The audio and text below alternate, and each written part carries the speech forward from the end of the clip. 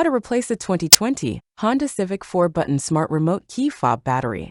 Now here's SgtLocksmith to show you how. Alright, let's go ahead and change our battery here out on our 4-button Honda remote. Please be careful with this remote. Them buttons do like to pop out if you do this procedure wrong.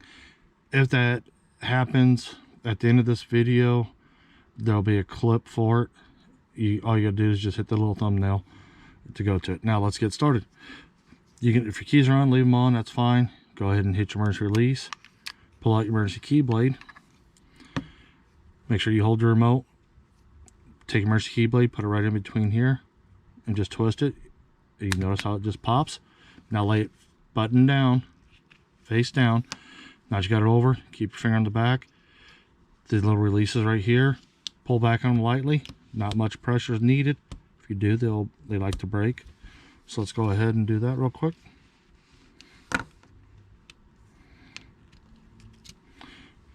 It takes a CR2032 battery. So we've got our new battery. We'll put it in.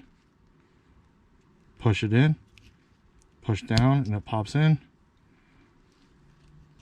Pop that side up. Go ahead and squeeze them together.